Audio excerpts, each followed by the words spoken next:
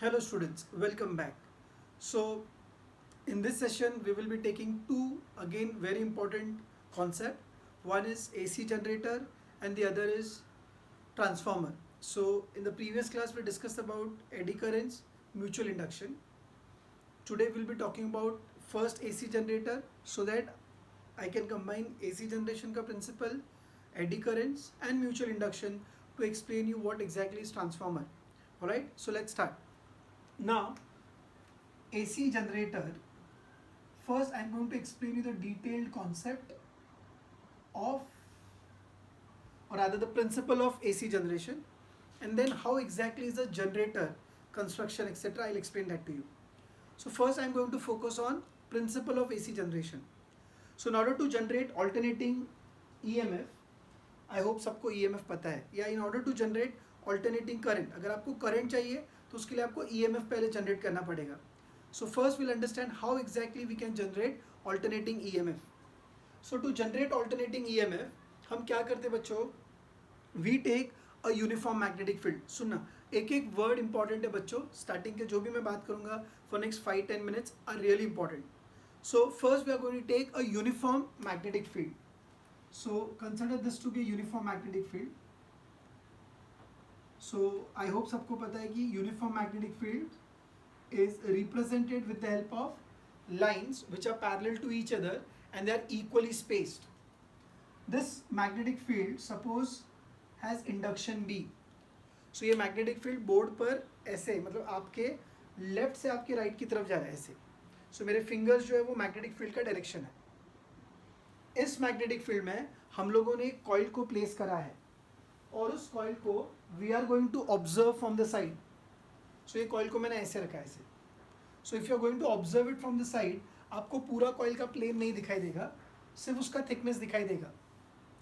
तो आके मैं ये स्टेटमेंट दे सकूँ, the plane of the coil, मतलब ये is perpendicular to the magnetic field. Magnetic field ऐसा है मेरे फिंगर्स के जैसा और कॉइल का प्लेन ऐसा है. So plane of the coil is perpendicular to the magnetic field.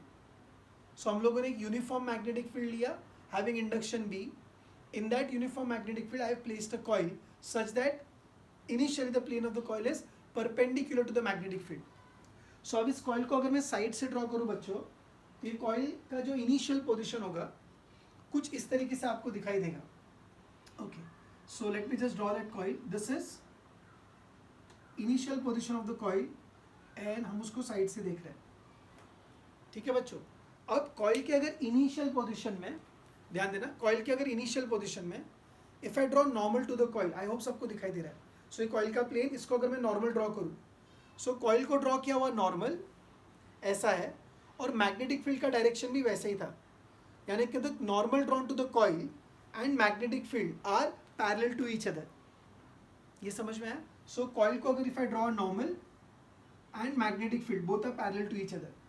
Sir ये क्यों बोल रहे हो आप? See if you can recall, flux is given by NAD cos थीटा, where theta is angle between magnetic field and normal drawn to the coil, यानी कि A और B के बीच का एंगल है वो. सो मैग्नेटिक फील्ड और नॉर्मल दोनों पैरेलल है. So initially theta is 0. Very important. अब मुझे पता है कि for EMF to be induced the flux associated with the coil should change, और उसको चेंज करने के लिए इस वाले AC जनरेशन के प्रिंसिपल में हम थीटा को चेंज करते हैं. देख, N चेंज होगा, A चेंज होगा, B चेंज होगा, तो भी फ्लक्स चेंज होगा. But remember student, to generate alternating EMF we will try to change flux by changing theta. अब थीटा कैसे चेंज करोगे? सो देखना वापस से, ये पोजीशन में जो बोर्ड पर है आपको पता है थीटा की वैल्यू 0 है.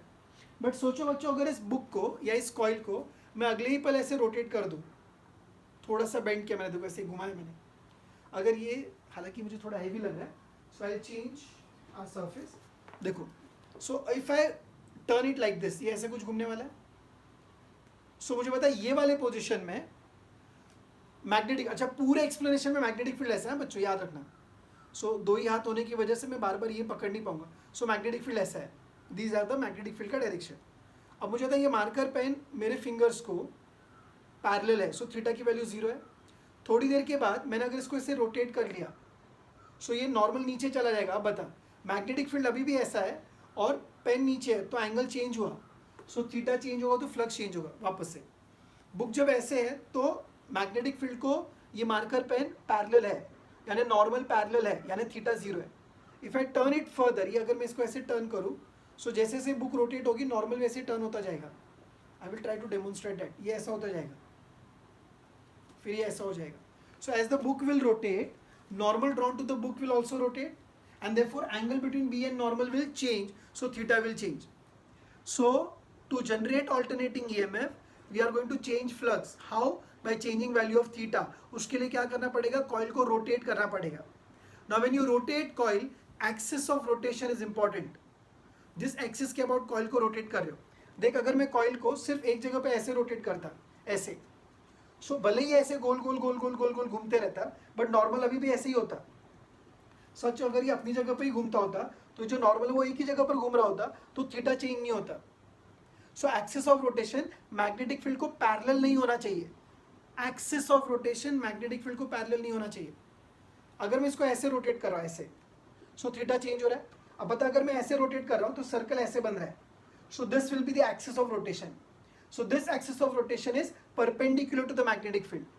अगर ये बुक को मैं ऐसे भी रोटेट करता बच्चों, ऐसे भी रोटेट करता अगर मैं, तो क्या होता, अगर मैं इसको ऐसे भी रोटेट करता, सो नॉर्मल ऐसे चेंज होता. So again theta will change. देख इधर इस पोजीशन में मार्कर यहाँ, अगले ही पल ये यहाँ हो जाएगा ऐसे. सो जैसे जैसे बुक रोटेट करेगी थीटा चेंज होगा, बराबर. बट अगर ये बुक ऐसे रोटेट कर रही है तो सर्कल ऐसे बनेगा, तो एक्सिस ऐसा आएगा. ये एक्सिस भी मैग्नेटिक फील्ड को कैसा है, परपेंडिकुलर है. ये भी कैसा था, परपेंडिकुलर. सिर्फ अगर ऐसे घूमता तो पैरेलल होता. So when you are rotating the coil my dear student, make sure that axis of rotation is, हाँ बोल, very good, axis of rotation is perpendicular to the magnetic field. इन सारी बातों को आप एग्जाम में कैसे प्रेजेंट कर सकते हो. सो क्या हम ऐसे बोल सकते हैं कि consider a coil having n number of turns, each of area A to be placed in a uniform magnetic field of induction B such that plane of the coil is perpendicular to the magnetic field. The coil is rotated about an axis which is perpendicular to the magnetic field. In time t, अच्छा अगर मान लीजिए मैंने इसको rotate करा, थोड़ी देर के बाद इसका जो नया पोजीशन होगा, कॉइल का नया पोजीशन, ये कॉइल की इनिशियल पोजीशन है. सो कॉइल की जो न्यू वाली पोजीशन होगी, let me draw it with some other colour so that you understand it. So ये दो कॉइल है या एक ही कॉइल की दो पोजीशन है, हाँ घर बैठे बैठे बोल, एक ही कॉइल की दो पोजीशन है. So this will be the new position of the normal. So I would say your coil has turn by an angle theta, so normal भी एंगल थीटा से टर्न होगा, क्योंकि जितने से कॉइल टर्न होगी उतने से नॉर्मल भी टर्न होगा. सपोज ये स्पीड ऑफ रोटेशन ओमेगा है, जिसको मैंने कांस्टेंट माना है. So it is rotated with constant speed. So अगर कॉइल कांस्टेंट स्पीड से रोटेट करेगा, सो आप सबको पता है कि angular displacement is angular velocity into time if omega is constant. ये होता है, ओमेगा वेरिएबल होगा तो omega t plus half alpha t square. हाँ छोड़, हमारा omega constant, so theta will be omega t. So इन सारे पॉइंट्स को मैं कैसे लिखूं कि consider a coil having n number of turns, each of area A to be placed in a uniform magnetic field such that plane of the coil is perpendicular to the magnetic field. Let the coil be rotated about an axis perpendicular to the magnetic field with constant angular velocity omega. In time t, the angular displacement of the coil will be theta, such that theta is omega t. Now we can have derivation. Now tell me, the flux associated with the coil will be given by NAB cos theta. पर theta की value क्या है बच्चों, flux is NAB cos theta and theta को हम लिखेंगे omega t. अब मैं बच्चों बोलूंगा एट एवरी इंस्टेंट, हर घड़ी t keeps on changing, omega t keeps on changing, therefore flux associated with the coil keeps on changing. या जैसे जैसे कॉइल रोटेट करेगा ये थीटा चेंज होता जाएगा. सो अगर थीटा चेंज होता जाएगा, so flux associated with the coil keeps on changing, and whenever there is a change in magnetic flux associated with the coil, an EMF is induced in it. I hope सबको याद है. सो यहाँ पर EMF generate होगा या EMF induce होगा. ये जो EMF इंड्यूस होगा उसको कैलकुलेट कैसे करोगे. सो फिर से हम यूज करने वाले हैं laws of electromagnetic induction. So मुझे बताओ, बाय फैराडेज लॉ आप सबको याद है फैराडेज सेकेंड लॉ, EMF का वैल्यू ढूंढने का तरीका, E is minus of d phi by d t. या फ्लक्स का derivative with respect to time. So now if I copy value of flux, see what I am going to get. मुझे मिलेगा E is equals to minus of derivative of phi, and phi is NAB cos theta. Coil के rotate होने की वजह से theta वाला part change होगा. So NAB constant, cos omega t का derivative minus sine omega t, composite function तो into omega भी आएगा. So minus minus plus, E का value NAB omega sine omega t आएगा. I hope you are getting it. So अब ये जो EMF induce हुआ उसका इक्वेशन है NAB omega sine omega T. Clearly पता चल रहा है कि जैसा देख, वापस से ओमेगा टी को मैं थीटा बोल सकता हूं. सो जैसे से कॉइल रोटेट करेगी theta keeps on changing, so this keeps on changing. So ये जो EMF इंड्यूस हुआ है that also keeps on changing.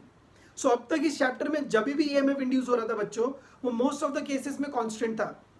पर यहां हम ये देख रहे हैं कि एज थीटा की as the coil rotates theta keeps on changing, so EMF induce also keeps on changing.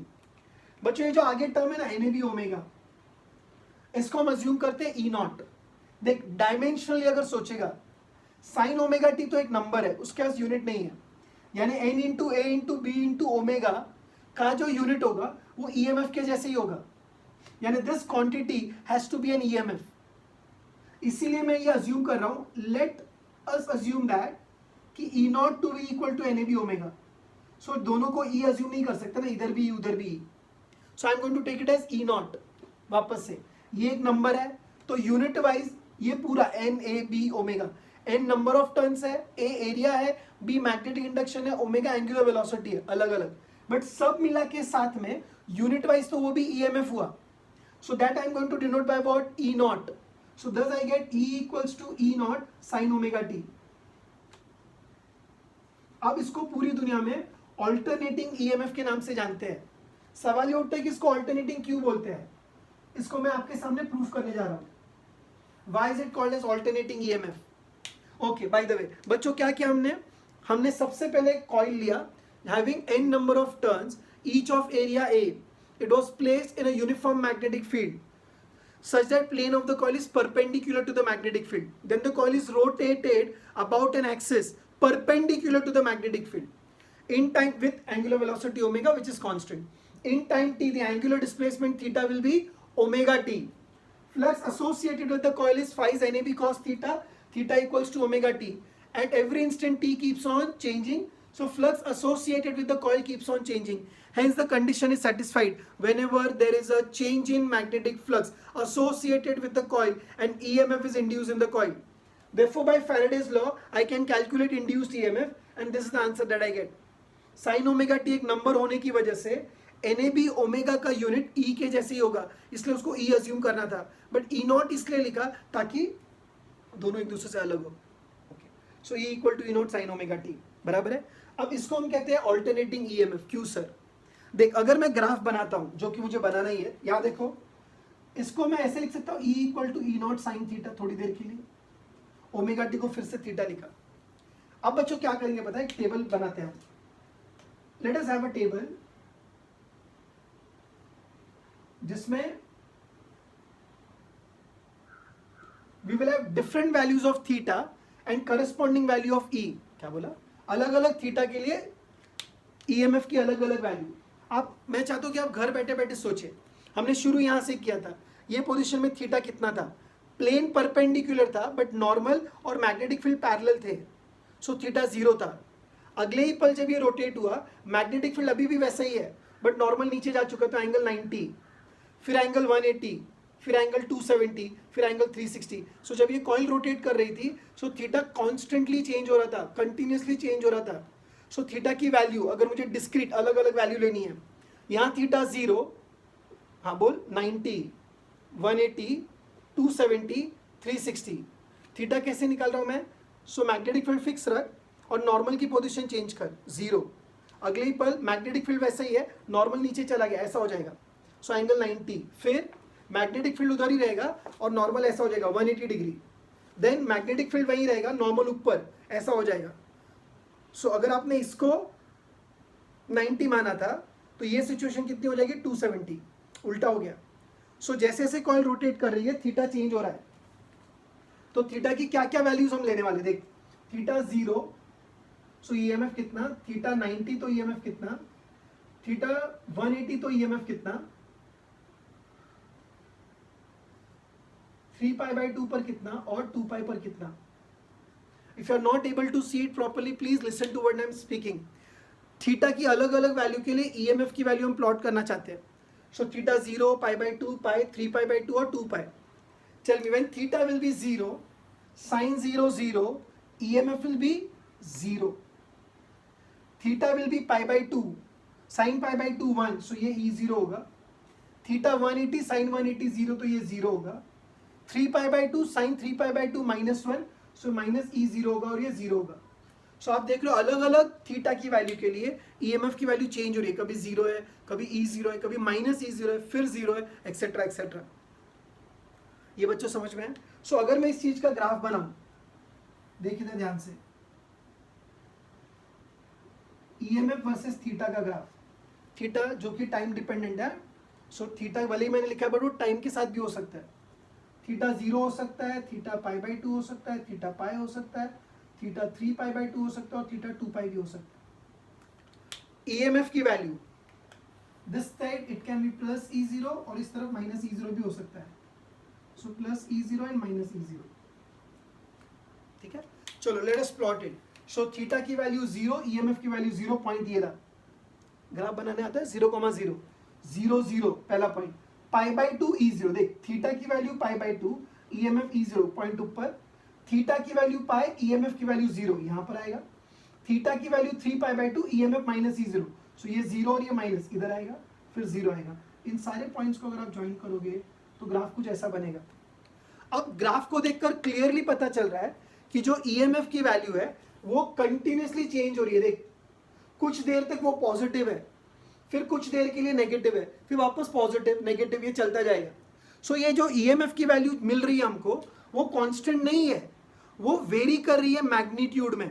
0 कभी E0 कभी 0, तो वैल्यू चेंज हो रहा है, मतलब मैग्नीट्यूड चेंज हो रहा है. एट द सेम टाइम कभी वो पॉजिटिव कभी नेगेटिव, यानी पोलैरिटी या डायरेक्शन रिवर्स हो रहा है. सो इसीलिए ये ईएमएफ जो कि मैग्नीट्यूड में भी चेंज कर रहा है और डायरेक्शन में भी चेंज कर रहा है, वो भी ऑल्टरनेटिवली. देख प्लस फिर माइनस फिर प्लस फिर माइनस, इसलिए उसका नाम ऑल्टरनेटिंग ईएमएफ है. So EMF that not only changes in magnitude but also changes in direction, rather reverses in direction periodically and alternatively is known as alternating EMF. Magnitude change हो रहा है समझा, हाँ सर. डायरेक्शन चेंज हो रहा है समझा, हाँ सर. ऑल्टरनेटिव, हाँ सर. पीरियोडिक क्यों बोला, फिक्स टाइम में हो रहा है क्योंकि ओमेगा कांस्टेंट है. सो ऐसा ईएमएफ जिसका मैग्नीट्यूड डायरेक्शन ऑल्टरनेटिवली चेंज करता है फिक्स इंटरवल ऑफ टाइम में, ऐसे ईएमएफ को बोलेंगे ऑल्टरनेटिंग ईएमएफ. क्या बोलेंगे उसको, ऑल्टरनेटिंग ईएमएफ. सो हमने ऑल्टरनेटिंग ईएमएफ कैसे जनरेट करा, हमने एक यूनिफॉर्म मैग्नेटिक फील्ड लिया, उसमें कॉइल को रखा और रख के छोड़ा नहीं, कॉइल को रोटेट करा. कॉइल को रोटेट करने के लिए उसका एक्सिस ऑफ रोटेशन इंपॉर्टेंट है. कैसा होना चाहिए एक्सिस, बोल. Yes very good, perpendicular to the magnetic field. उसको घुमाने का ओमेगा कांस्टेंट रखा हमने, ओमेगा इज कांस्टेंट. सो होगा क्या, हर कॉइल की पोजीशन में थीटा चेंज होगा. थीटा अगर चेंज होगा तो फ्लक्स चेंज होगा, फ्लक्स चेंज होगा तो ईएमएफ इंड्यूस होगा. जो ईएमएफ इंड्यूस हो रहा है वो भी टाइम के साथ चेंज कर रहा है. सो ऐसा ईएमएफ जो टाइम के साथ वेरी करेगा periodically and alternatively is called as alternating EMF. इस पर एक पूरा अलग चैप्टर है बच्चों, यहाँ मुझे सिर्फ इंट्रोड्यूस करना था ऑल्टरनेटिंग ईएमएफ के जनरेशन के प्रिंसिपल को. सो एक कॉइल को अगर हम रोटेट करेंगे तो ऐसा ईएमएफ जनरेट होगा जिसको हम ऑल्टरनेटिंग ईएमएफ बोलेंगे. ये ग्राफिकली मैंने आपको समझाने की कोशिश करी है. ठीक है बच्चों, याद रखना कॉइल को जो रोटेट कर रहे हो उसका एक्सिस मैग्नेटिक फील्ड को परपेंडिकुलर होना चाहिए. बच्चों एक क्वेश्चन है जो एंट्रेंस एग्जाम में पूछते हैं वो कि थीटा 0 यानी कॉइल कैसी है. कई बार आप बोलोगे पैरेलल है, यहां फंसना, देख फंस जाएगा. थीटा 0 यानी कि नॉर्मल और मैग्नेटिक फील्ड में एंगल 0. सो नॉर्मल और मैग्नेटिक फील्ड में एंगल 0 होने के लिए दोनों ऐसा होना चाहिए. सो कॉइल का प्लेन मैग्नेटिक फील्ड को कैसा है, हाँ परपेंडिकुलर है. सो जब थीटा 0 है तो plane of the coil is perpendicular. अब देख अगर मैंने कॉइल को ऐसे टर्न किया, मैग्नेटिक फील्ड ऐसा था, सो कॉइल का प्लेन मैग्नेटिक फील्ड को पैरेलल है, बट कॉइल को जो नॉर्मल ड्रॉ कर रहा है मेरा थंब और मैग्नेटिक फील्ड परपेंडिकुलर है. सो थीटा 90 है. सो बेसिकली बच्चों मैं ये कहना चाहता हूं कि जब थीटा की वैल्यू 0 है या थीटा की वैल्यू पाई है या थीटा की वैल्यू 2 पाई है. So plane of coil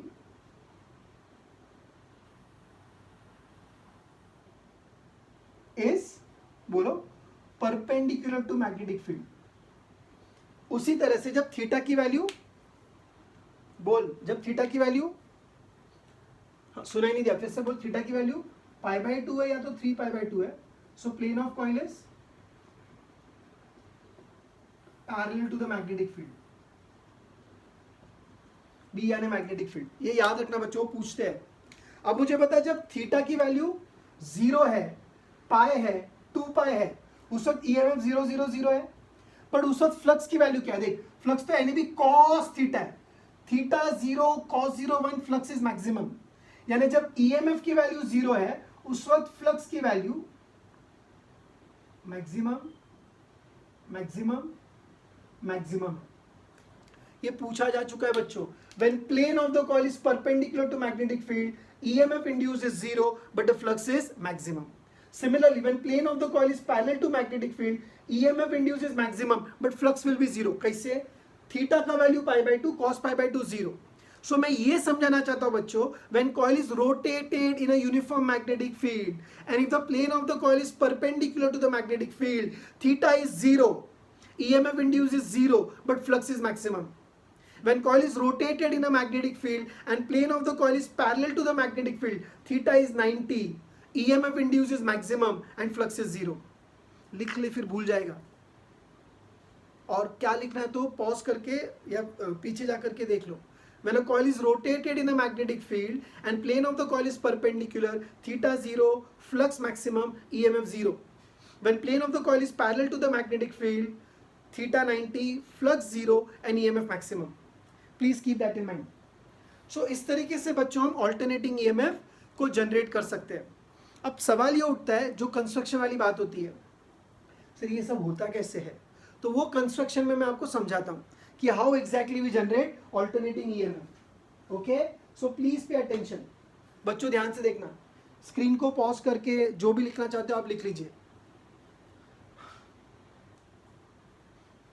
okay, सो ये जो ईएमएफ है, जो ऐसे वेरी करता है टाइम के साथ, उसको बोलेंगे ऑल्टरनेटिंग ईएमएफ. और बच्चों कभी भी देखो, आज के बाद अगर ऐसे ड्रॉ किया एड्रेस से, तो आप बोलोगे ये बैटरी है, इसको बोलेंगे डीसी सोर्स. ऐसा सोर्स जिससे डायरेक्ट करंट आएगा. और अगर सर्कल के अंदर ऐसे वेव बना दिए, वेव, तो उसको बोलोगे एसी सोर्स, यानी इससे करंट ऑल्टरनेटिंग आएगा. ठीक है, ये छोटी छोटी बातें कोई बताएगा नहीं. बैटरी है तो डीसी सोर्स है, और अगर इससे करंट आएगा तो एसी सोर्स. डीसी मतलब कांस्टेंट करंट, एसी मतलब वेरिएबल करंट, जो अभी हमने डिराइव करा. Okay, so now I am going to explain you construction of AC.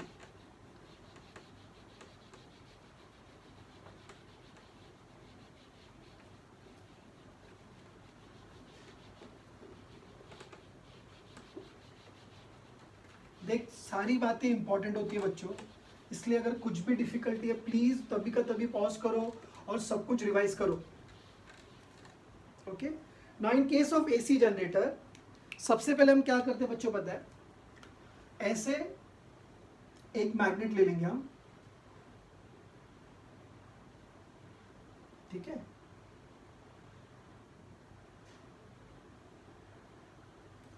और इसके दो पोल्स, डेफिनेटली आप जानते हो उनके नाम, आई होप सो सबको पता है कि मैग्नेट में दो पोल है, नॉर्थ पोल एंड साउथ पोल.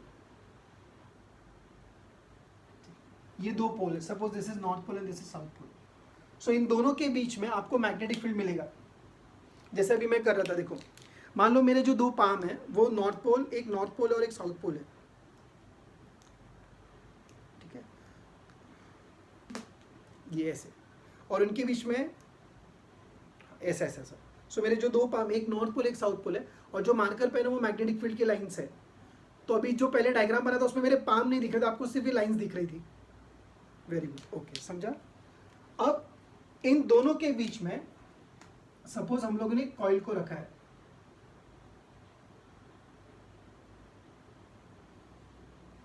ठीक है, और इस कॉइल को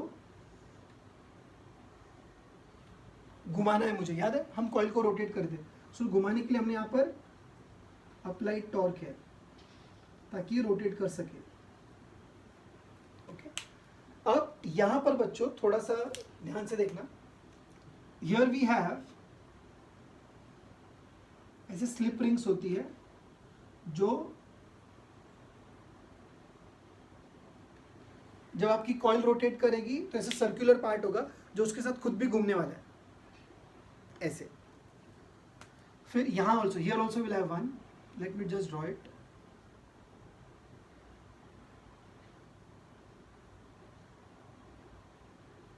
ठीक है, इनको रिंग्स बोलते हैं, दीज आर स्लिप रिंग्स, उसके साथ साथ घूम रही है। And I hope you can make out they are complete. और यहां पर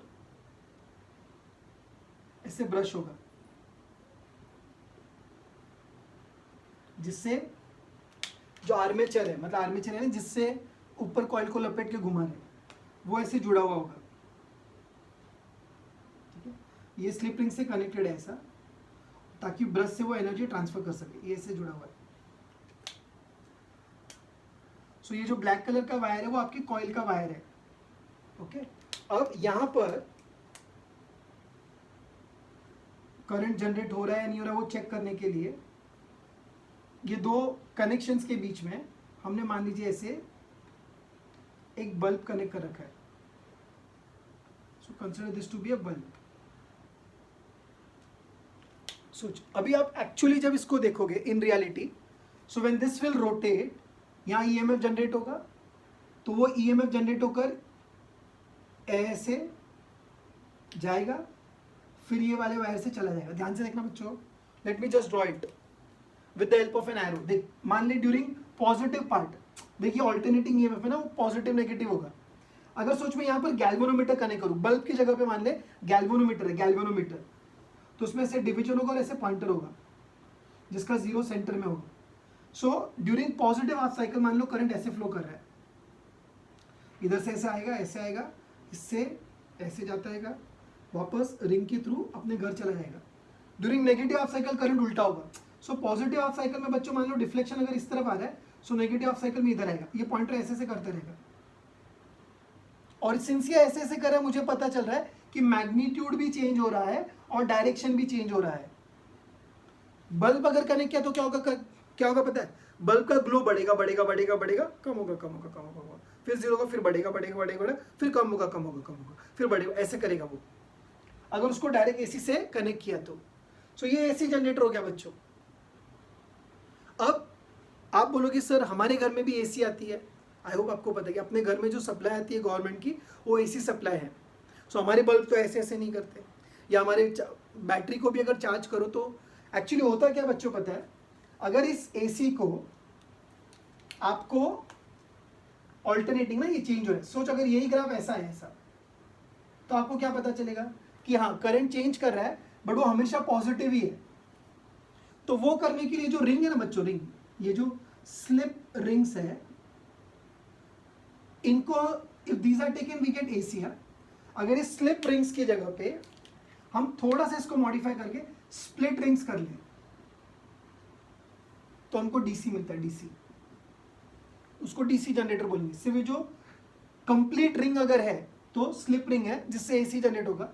अगर इसको हम ब्रेक कर ले ऐसे हाफ हाफ पार्ट में, देखिए एग्जाम के लिए नहीं चाहिए बट मैं आपको समझा रहा हूं ताकि पूरा नॉलेज मिला आपको। इनको अगर आप गैप दे दे, स्प्लिट करें, स्प्लिट, तो क्या होगा, पॉजिटिव पार्ट में जब ये पॉजिटिव है, मान ले करंट ऐसे फ्लो हो रहा है बराबर, और ये जो रिंग है ना रिंग, ये इसके साथ अभी भी स्लिप हो रही है। सो होगा ये कि जब ये घूमते घूमते घूमते घूमते घूमते नीचे आएगा, जैसे ये खत्म होगा बोल अगली पल क्या होगा, पोलैरिटी रिवर्स होने वाली है। अरे ये ऐसा है, ये आपकी रिंग्स है, पहले रिंग्स ऐसी थी जो साथ में उसके साथ घूम रही थी ऐसे, अब इसी में आपने गैप कर दिया ऐसे। सो होता बच्चों ये है कि नाउ करंट ऐसे जा रहा है ना, तो मान लो ये नेगेटिव है, ये दिस साइड जहां ये कनेक्शन है वो नेगेटिव है, सामने वाला पॉजिटिव है। अब घूमते घूमते घूमते घूमते घूमते ये जो ना ये जिसको, ओके आई एम सॉरी, ये वाला जो पार्ट ये स्लिप कर रहा है, ये भी साथ में रोटेट कर रहा है, तो ये घिसते घिसते घिसते क्या होगा, ये वाला पार्ट आते आते आते आते इधर आएगा। एक वक्त ऐसा होगा कि ये वाला पार्ट जा चुका होगा और अगले पल ये आने वाला होगा।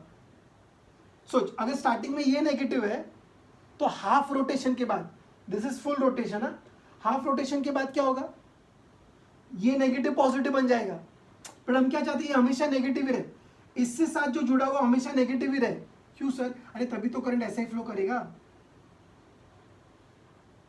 अभी कैसा होगा, जब वो फुल रिंग था तो हाफ टाइम के लिए ऐसा, फिर ऐसा, फिर ऐसा, फिर ऐसा, ऐसा था। हमें हमेशा एक ही डायरेक्शन में फ्लो होने वाला करंट चाहिए।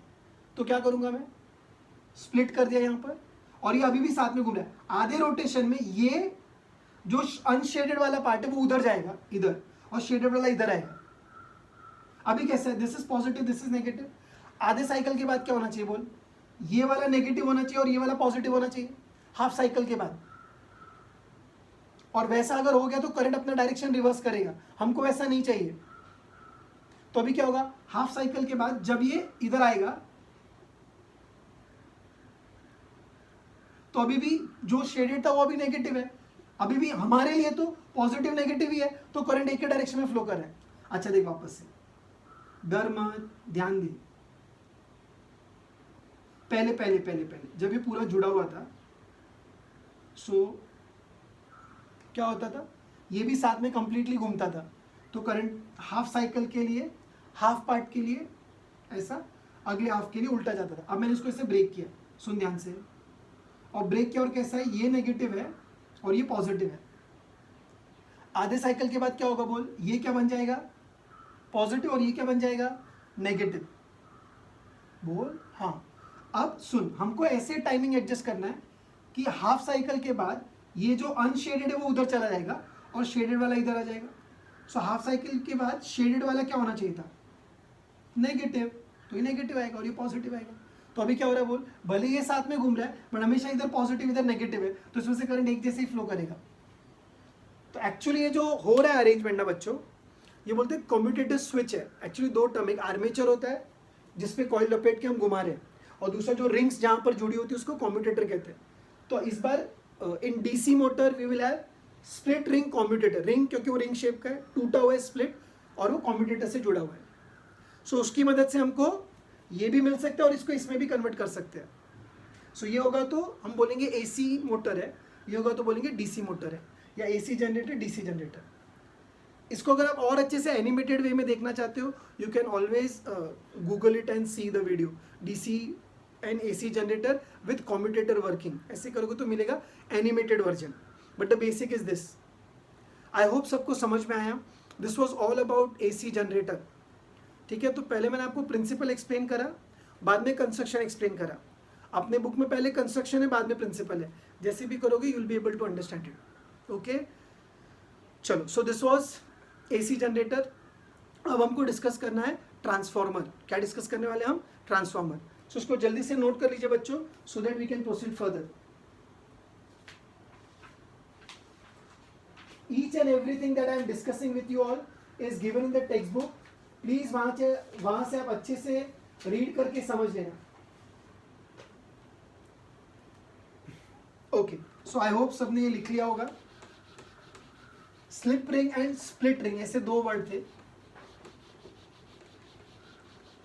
यस, अच्छे से समझ आया बच्चों तो एनिमेटेड कोई भी वीडियो आप देख लेना, एसी जनरेटर या डीसी जनरेटर का।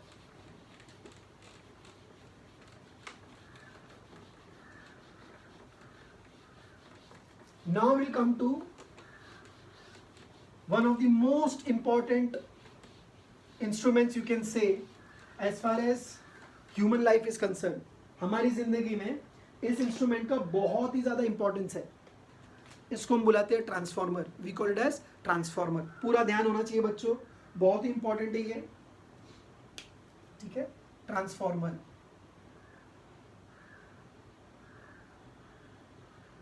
देखो उसके नाम से ही पता चलता है, ट्रांसफॉर्मर, जो चीजों को ट्रांसफॉर्म करेगा।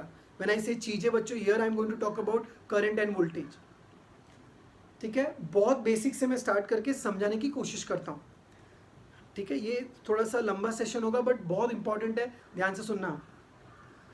सो ट्रांसफॉर्मर बेसिकली जैसे कि उसका नाम है, ट्रांसफॉर्म करने वाला है, चेंज करने वाला है वोल्टेज और करंट को। तो देखो बच्चों, just to give an idea about it, बहुत दूर जहाँ इलेक्ट्रिसिटी जनरेट होती है, मान लीजिए उसका नाम पावर स्टेशन है। ठीक है, वहाँ पर इलेक्ट्रिसिटी जनरेट होती है, मान लीजिए बहुत ज़्यादा 22 kV 22,000 वोल्ट, इतनी ज़्यादा सप्लाई वहाँ जनरेट हो रही है। वहाँ से उस सप्लाई को हम अलग अलग जगह भेजते हैं with the help of transmission line, आपकी भाषा में वायर्स की मदद से भेजा जाता है। और मान लीजिए वो वहाँ से आपके वसई, विरार, मुंबई, जहाँ भी आप रहते हो उस इलाके में वो आएगा, ठीक है। अब हर एक जगह पर पावर स्टेशन से सप्लाई सब स्टेशन को जाएगी, ये सब नाम है, सिर्फ आप सुनो। और सब स्टेशन से वो आगे जाती है अलग अलग लोगों के पास या अलग अलग जगह पर। सो मान लीजिए एक है किसी के घर के लिए चाहिए और एक को किसी को फैक्ट्री के लिए चाहिए, मतलब एक रेसिडेंशियल पर्पस है और एक कमर्शियल पर्पस है। अब बच्चों रेसिडेंशियल पर्पस में जो सप्लाई लगती है वो 220 वोल्ट लगती है। सो यहाँ जनरेट हो रही है 22,000 वोल्ट, सही कह रहा हूँ, हाँ, और हमको 220 वोल्ट चाहिए। सो यहाँ से यहाँ तक ट्रांसमिशन लाइंस के थ्रू आई वो। अब सब स्टेशन पे आने के बाद इस वोल्टेज को कम करना पड़ता है, ज़्यादा से कम करना पड़ेगा। कौन करता है? ट्रांसफार्मर। फैक्ट्री में भी मान लीजिए आपको ज़्यादा वोल्टेज की फॉर एग्जांपल ज़रूरत है, 40,000 वोल्ट चाहिए, 50,000 एग्जांपल के तौर पर, तो वहाँ मैं बोलूँगा आपको वोल्टेज बढ़ाना है। सो हमको वोल्टेज कम भी करना पड़ सकता है और वोल्टेज बढ़ानी भी पड़ सकती है। सो वैल्यू को हमको इंक्रीज भी करना पड़ सकता है और डिक्रीज भी करना पड़ सकता है। सो वैल्यू को चेंज करना पड़ता है। ये चेंज करने के लिए हमको ट्रांसफार्मर की ज़रूरत पड़ती है, जो बड़े वोल्टेज को छोटा कर सकता है और छोटे वोल्टेज को बड़ा भी कर सकता है। आई बात समझ में? सबसे अच्छा एग्जांपल है बच्चों, देख इसके बाद भी आगे इसकी ज़रूरत पड़ती है। हम सबका जो मोबाइल चार्जर है या कोई भी घर का इक्विपमेंट है, उन सभी के अंदर मान लीजिए कोई जैसे any instrument you can take जिसका वर्किंग वोल्टेज है 30 वोल्ट पे ही काम करता है वो। अब आपके घर में 230 वोल्ट आ रहा है और उसको चाहिए 30 वोल्ट, अगर पूरा 230 वोल्ट उसको मिल जाएगा तो डैमेज हो सकता है, तो वहाँ भी मुझे वोल्टेज को रिड्यूस करने की ज़रूरत पड़ेगी। तो उस इक्विपमेंट या उस डिवाइस के अंदर भी एक ट्रांसफार्मर होगा जो वोल्टेज कम करेगा। या मान लीजिए अपने घर पर ऐसा कोई डिवाइस है जिसको 600 वोल्ट चाहिए, अपने घर में कितना आ रहा है 220 वोल्ट और उसको कितना चाहिए 600, कौन करके देगा? तो there also will use a transformer जो वोल्टेज बढ़ा के देगा। सो बेसिकली बच्चों कभी भी अगर हमको वोल्टेज को ट्रांसफॉर्म करना है high value to low value और low value to high value, हमको एक डिवाइस पढ़नी पड़ती है, यूज करनी पड़ती है जिसका नाम है ट्रांसफॉर्मर। ओके, ये just to give an idea. अब ट्रांसफॉर्मर जो है बच्चों, so as I told you क्या करता है, ये कन्वर्ट करता है लो ऑल्टरनेटिंग वोल्टेज, इसलिए पहले एसी जनरेटर आना चाहिए। ये कन्वर्ट करता है low alternating voltage to high alternating voltage.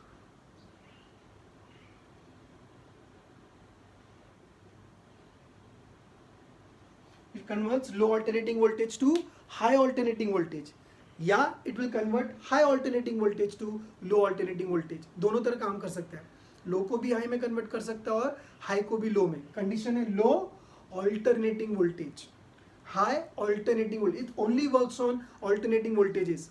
ये डीसी बैटरी के साथ काम नहीं कर सकता है, क्यों? क्योंकि म्यूचुअल इंडक्शन पे काम करता है। तो क्या हुआ, म्यूचुअल इंडक्शन याद कर, करंट वेरी करना चाहिए और वेरिएबल करंट बैटरी से नहीं आता है, एसी वाला इज वेरिएबल ना, इसलिए सारे बेसिक याद होने चाहिए। So transformer will convert low alternating voltage to a high alternating voltage और high alternating voltage to a low alternating voltage. अब मैं कहता हूँ कि transformer works on the principle of mutual induction. ये म्यूचुअल इंडक्शन पे काम करता है बच्चों। जैसे मैं बोलूंगा ना it works on mutual induction, अपने दिमाग में क्या क्या आता है? देख, मेरे दिमाग में आता है कि इसमें दो कॉइल होंगे, दो कॉइल को सपोर्ट करने के लिए इसके अंदर कोर होगा, और कोर होगा तो हाँ, अगर मैं कह रहा हूँ कि ट्रांसफार्मर म्यूचुअल इंडक्शन पे काम कर रहा है, तो जब मैंने म्यूचुअल इंडक्शन पढ़ा था मुझे पता था कि there will be two coils, primary coil and secondary coil. उसको लपेटने के लिए मुझे क्या चाहिए होगा? कोर चाहिए होगा। Very good. सो अच्छा, और कोर के अंदर याद है एडी करंट जनरेट होते हैं। और एडी करंट को कम करने के लिए क्या करना पड़ेगा? जो कोर था, सॉलिड मेटल ब्लॉक था, उसको शीट्स में डिवाइड करना पड़ेगा। बस वही सब लिखना एग्जाम में। So transformer is a device which converts low alternating voltage to high alternating voltage और high alternating voltage to low alternating voltage. It works on the principle of mutual induction. अब mutual induction पे काम करता है तो construction कितना easy है। देख, A transformer consists of two coils, primary coil and secondary coil. The coil which is connected to the source will be primary coil, and the coil where we measure the output will be called as secondary coil. The coils are obtained on a soft iron core. The core is in the form of bundles of laminated sheets to avoid loss of energy in the form of heat due to eddy current. गया ऊपर से, easy है. देख जैसे ही पता चला ना mutual induction पे काम करता है, कंस्ट्रक्शन खुद से आना चाहिए. It consist of two coils. The coils are obtained by winding insulated copper wire on a soft iron core. The core is in the form of bundles of thin laminated sheets insulated from each other. Why? To avoid loss of energy in the form of heat due to eddy current. Energy का loss कम करना है heat के form में. किसकी वजह से? Eddy current की वजह से. सो ट्रांसफार्मर का कंस्ट्रक्शन अगर मुझे ड्रॉ करके समझाना है तो देखो मैं बोलूंगा इसमें ये एक शीट, ऐसे बहुत सारी शीट्स है बच्चों. It consist of bundles of thin laminated sheets. So ये कोर है, कोर. और इस कोर के एक आर्म पर या एक साइड पर ऐसे हमने कॉइल को लपेटा है, और इधर भी हमने कॉइल को लपेटा है. दोनों में से एक कौन सी कॉइल होगी? बोल. Very good, primary coil. और दूसरी क्या होगी? सेकेंडरी कॉइल, जिसको हमने सोर्स से कनेक्ट करा है, जिसको हमने वोल्टेज अप्लाई किया है. याद है उधर बैटरी कनेक्ट किया था, यहां पे मैं कनेक्ट करूंगा एसी सोर्स. एसी सोर्स देखिए साइन अभी थोड़ी देर पहले ही पढ़े थे हमने. एसी सोर्स या एसी इनपुट आप ऐसे बोल सकते हो. और ये वाले एंड पर I am going to measure output. I am going to measure output, और ये भी एसी आने वाला है. सो ट्रांसफॉर्मर का इनपुट भी एसी है और आउटपुट भी क्या होगा? एसी. सर थोड़ा फास्ट हो रहा है, धीरे धीरे. अच्छा रिवाइज करते हैं. कौन सा डिवाइस पढ़ रहा है? बोल. ट्रांसफॉर्मर. क्या करता है? ट्रांसफॉर्म. किसको? वोल्टेज को. कैसे? लो टू हाई या तो हाई टू लो. कौन से प्रिंसिपल पे काम करता है? यस, तो it works on mutual induction. जैसे ही बोला mutual induction, construction clear. So इसमें कितने कॉइल आएंगे? 2. कॉइल्स बनते कैसे हैं? Coils are obtained by winding insulated copper wire on a soft iron core. The coil which is connected to the source is primary coil. The coil where we measure the output is called as secondary coil. The core is in the form of bundles of thin laminated sheets insulated from each other. Why? To avoid loss of heat. नहीं. Loss of energy in the form of eddy current. नहीं. In the form of heat due to eddy current. समझ में आया? अच्छा, अब इसका working, ये कैसे काम करने वाला है? छोटे बच्चे से इसका वर्किंग है. So what is transformer? Principle of transformer, construction of transformer. अब मैं डिस्कस कर रहा हूं working of transformer. Point wise point board exam में लिखना है बच्चों. What is transformer, principle of transformer, construction of transformer, now working of transformer. अच्छा बच्चों, आगे बढ़ने से पहले प्राइमरी कॉइल में जो नंबर ऑफ टर्न्स है उसको n सफिक्स p. यहां जो करंट है वो ip, यहां जो ईएमएफ हो वो ep, इधर जो पावर होगा वो pp. सेम वे यहां के लिए क्या होगा? हाँ, very good. Number of turns in the secondary, current in secondary, power in secondary, EMF in secondary. अब देख ध्यान से, वर्किंग में क्या लिखेंगे हम? वही जो म्यूचुअल इंडक्शन में पढ़ा है. When alternating voltage is connected to primary coil, current in the primary coil keeps on changing. क्यों? ऑल्टरनेटिंग वोल्टेज अभी पढ़ा, जो चेंज होते रहता है. सुन वापस से. When alternating voltage is connected to primary coil, current in the primary coil keeps on changing. So flux in the primary coil keeps on changing. That flux will get associated with the secondary coil. Hence the flux in the secondary coil keeps on changing. So EMF will be induced in the secondary coil due to mutual induction. But थोड़ा दिमाग पे जोर दें वापस से. When alternating voltage is connected to the primary coil, current in the primary coil keeps on changing. So flux in the primary coil keeps on changing.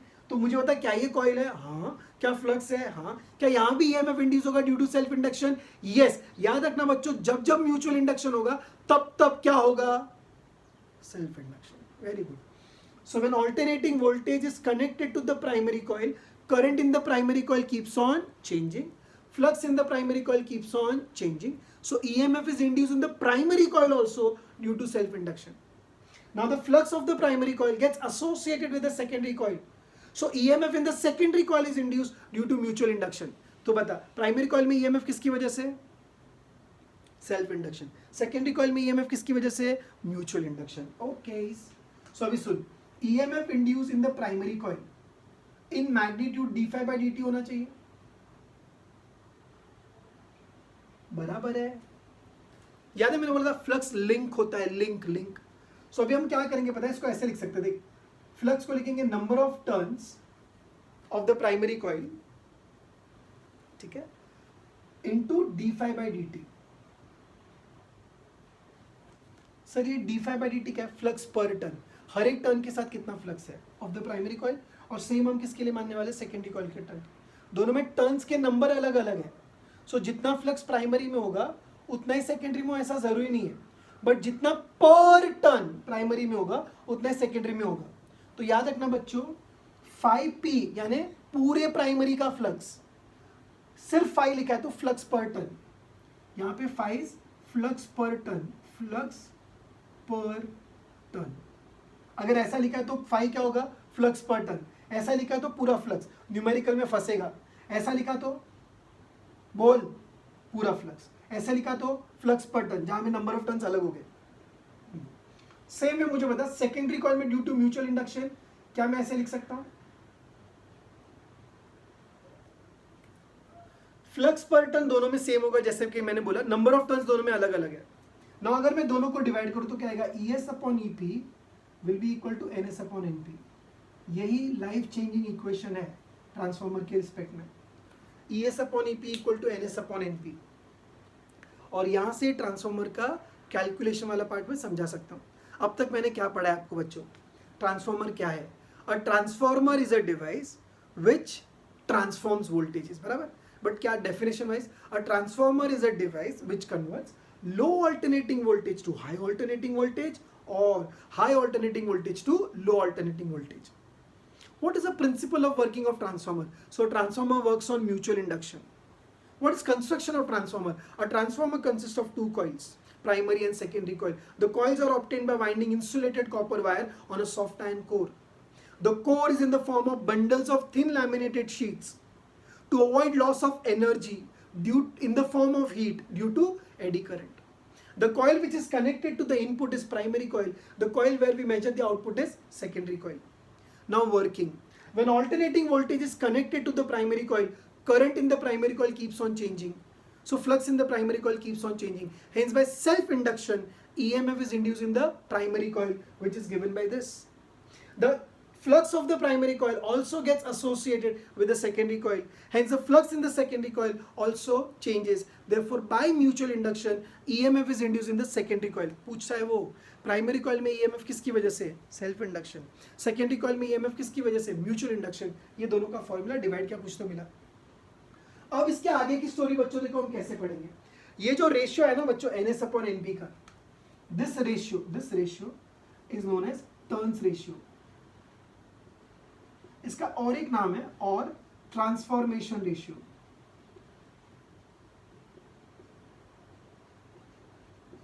कितने नाम है उसके, दो। इधर it is called as turns ratio और it is called as transformation ratio. हम उसको K से डिनोट करते हैं, K से, एंड K इज NS/NP। और पूरा ट्रांसफॉर्मर का वर्किंग इसी के बेसिस पर है। अगर K transformation ratio, I will explain that to you. थोड़ा सा कंस्ट्रेंट होगा स्पेस का, ध्यान से देखना बच्चों। If K is greater than 1, मतलब क्या हुआ, NS/NP is greater than 1।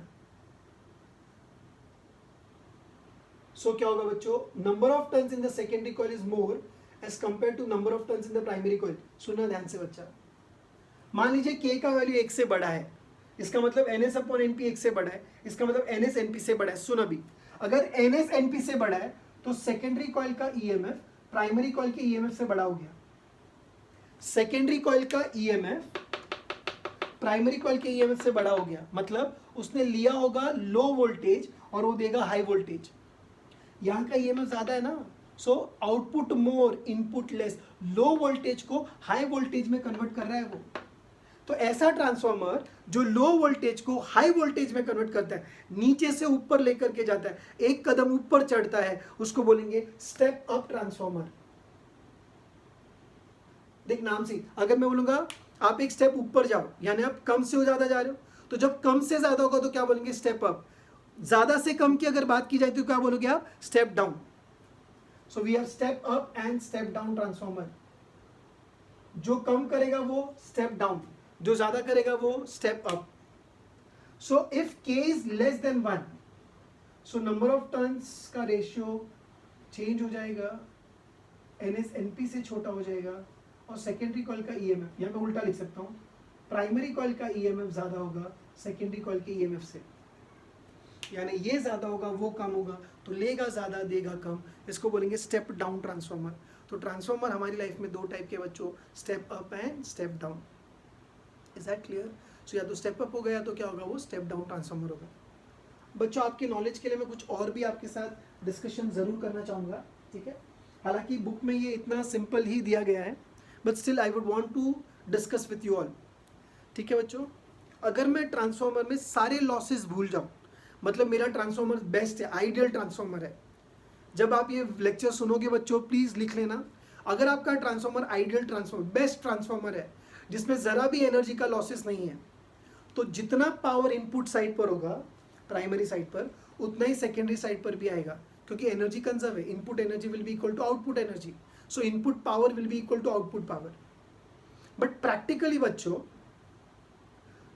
There will always be energy loss. याद है कुछ एनर्जी का लॉस एडी करंट की वजह से कोर में हो रहा था, so that loss is always there.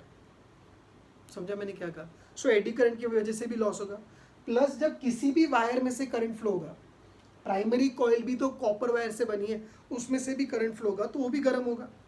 So transformer में बच्चों कई सारे लॉसेस होते हैं, उनमें से दो के नाम मैं आपको बता रहा हूँ. एक जो कॉइल के अंदर है, वायर के अंदर, उसको बोलेंगे कॉपर लॉस, क्योंकि वो कॉपर से बना है वायर. और दूसरा कोर के अंदर हो रहा है, सुनना और लिख लेना भाई, कोर के अंदर हो रहा है, जो कि आयन से बनी हुई थी, सॉफ्ट आयन कोर, उसको बोलेंगे iron loss.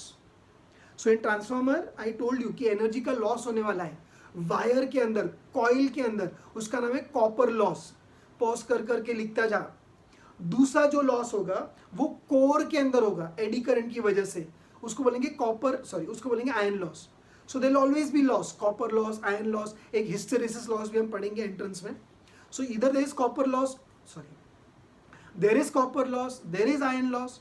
So energy on the input side and energy on the output side normally same नहीं होता है, बट फिर भी मान लेते हैं बेस्ट ट्रांसफॉर्मर है, आइडियल ट्रांसफॉर्मर है, सपनों की दुनिया वाला ट्रांसफॉर्मर है. सो क्या होगा बोल, input energy will be equal to output energy. सुनना बच्चों ध्यान से, ये भी बुक्स में नहीं मिलेगा. सो input power will be equal to output power, but power at the primary will be equal to power at the secondary. So अगर power equal है तो मैं लिखूंगा current into voltage. I hope सबको पता है power is current multiplied by voltage. So primary EMF, primary current, secondary EMF, secondary current, तो ES upon EP को लिखा जा सकता है IP upon IS. So अब जाके मैं इक्वेशन कंप्लीट कर रहा हूँ, इसलिए मैंने गैप छोड़ा था. See, purposely I left that graph. ES upon EP will be equal to IP upon IS. Please ध्यान से सुन, ट्रांसफॉर्मर अभी तक कंप्लीट नहीं है. अगर NS अपॉन NP एक से बड़ा है, सो क्या मैं बोलूं IP IS से बड़ा है, यानी primary current will be more than secondary current. और यहां क्या हो जाएगा, primary current will be less than secondary current. बच्चों बहुत ही इंपॉर्टेंट बात, ट्रांसफॉर्मर की डेफिनेशन की अभी भी कंप्लीट नहीं थी, इसलिए सुन. स्टेप अप ट्रांसफॉर्मर वोल्टेज तो बढ़ा देता है, बट देख प्राइमरी का करंट सेकेंडरी से ज्यादा है, यानी कि इधर करंट ज्यादा है, इधर करंट कम है. वोल्टेज में थोड़ा कंफ्यूजन होता है, बट ध्यान से सुनेगा तो नहीं होगा. स्टेप अप ट्रांसफॉर्मर में low voltage to high voltage होगा, बट करंट वाइज देख क्या है, high current to low current हो रहा है. यानी जब वो वोल्टेज को बढ़ाता है तो करंट को कम कर देता है और पावर को सेम रखता है transformer. So what is a transformer my dear student? Transformer is a device which converts low alternating voltage at high current to what? High alternating voltage at low current. और vice वर्सा उल्टा भी हो सकता है. समझ अच्छे से देख, स्टेप अप में मैंने क्या बोला, ईएमएफ को बढ़ाया बट करंट कम भी तो हो ना. सेकेंडरी का ईएमएफ ज्यादा है बट सेकेंडरी का करंट कम है, सो वो लो वोल्टेज को हाई वोल्टेज, खाली लो और हाई पे मत ध्यान दे प्लीज, आगे का भी सुन, low voltage to high voltage, high current to low current. तो मैं क्या बोलूंगा, low voltage at high current को कन्वर्ट करा है किसमें, high voltage at low current, ताकि पावर सेम रहे। So what is a transformer? A transformer is a device which converts low alternating voltage at high current to high alternating voltage at low current, और vice versa. वो कभी power को बढ़ा नहीं सकता है। इसीलिए बच्चों एक फेवरेट क्वेश्चन है कि स्टेप अप ट्रांसफार्मर भले ही वोल्टेज बढ़ाता है, लेकिन वो एम्पलीफायर की तरह यूज़ नहीं किया जा सकता है, माइक और स्पीकर की तरह यूज़ नहीं किया जा सकता है, क्योंकि एम्पलीफायर पावर बढ़ाता है, जबकि ट्रांसफार्मर में पावर सेम रहता है, वो भी सपनों की दुनिया में। सो एक स्टेप अप ट्रांसफार्मर जो कि वोल्टेज इंक्रीज करेगा, वो कभी भी एम्पलीफायर लाउड स्पीकर के रोल में नहीं काम आएगा, बिकॉज लाउड स्पीकर में हमको पावर बढ़ानी पड़ती है, जबकि ये पावर बेस्ट से बेस्ट ट्रांसफार्मर भी पावर को सेम रखता है। सो ये पूरी राम कहानी थी या स्टोरी थी रिलेटेड टू ट्रांसफार्मर। बहुत ही इंटरेस्टिंग है बच्चों ये, प्लीज़ इसको स्लोली आप वापस से देखना, अच्छे से रिवाइज करना, एंड आई एम 100% श्योर कि आपको समझ में आएगा। ठीक है बच्चों? So I give you brief review of transformer. What is a transformer? Transform करेगा low alternating voltage at high current to high alternating voltage at low current, और वाइस वर्सा। किस पे काम करता है? म्यूचुअल इंडक्शन पर। क्या कंस्ट्रक्शन है? तो it consist of two coils obtained by winding insulated copper wire on a soft iron core. The core is in the form of bundles of thin laminated sheets insulated from each other to avoid loss of energy in the form of heat due to eddy current. The coil which is connected to the source or the input is the primary coil. The coil where we measure the output is called as secondary coil. Working. When alternating voltage is connected to the primary coil, current in the primary coil keeps on changing. So flux in the primary coil keeps on changing. So by self-induction, an EMF is induced in the primary coil. The change in flux of the primary coil also gets associated with the secondary coil. Hence, by mutual induction, an EMF is also induced in the secondary coil, given by this equation. Then you divide these two equations. You get this. ये अभी तक आया नहीं था. ये जो ratio इसको बोलेंगे टर्न्स रेशियो, तो ट्रांसफॉर्मेशन रेशियो, जिसको K से डिनोट करेंगे। अगर K का वैल्यू 1 से ज़्यादा है, यानी कि सेकेंडरी कॉइल में ज़्यादा टर्न्स है as compare to primary coil, तो उसको बोलेंगे स्टेप अप, क्योंकि यहाँ का EMF ज़्यादा है, यहाँ का EMF कम।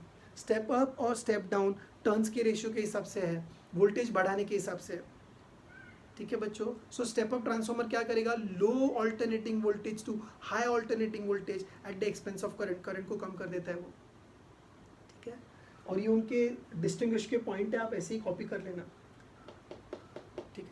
अच्छा, कभी न्यूमेरिकल्स में अगर पूछा गया efficiency of transformer, what is efficiency of transformer, ये बच्चों बुक्स में नहीं है तो जरूर लिखना। एफिशिएंसी ऑफ ट्रांसफार्मर का अगर आपसे फॉर्मूला कोई पूछेगा,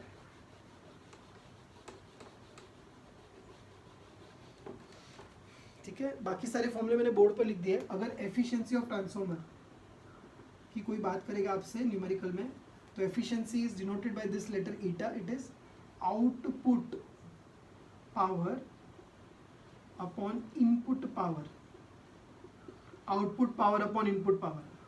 आउटपुट कहाँ लिया आपने? सेकेंडरी पे, तो power at the secondary upon power at the primary, ESIS formula upon EPIP, ये उसका फॉर्मूला। अगर इसी को परसेंटेज में पूछा जाएगा तो सारे वैल्यूज को मल्टीप्लाई बाय 100 कर दोगे आप। ठीक है बच्चों? तो इस पूरे सेशन में हमने देखा AC जनरेटर, उसका प्रिंसिपल, उसका कंस्ट्रक्शन, उसका ग्राफ, और फिर एडी करंट, म्यूचुअल इंडक्शन और AC जनरेटर को कंबाइन करके हमने ट्रांसफार्मर को स्टडी किया। ठीक है? Please revise it properly. Next time I am going to take numericals. तो ये पूरे चैप्टर इलेक्ट्रोमैग्नेटिक इंडक्शन का थ्योरी वाला पार्ट ऑलमोस्ट कंप्लीटेड है। कुछ न्यूमेरिकल्स बाकी है जो नेक्स्ट सेशन में हम लोग देखेंगे। Thank you so much.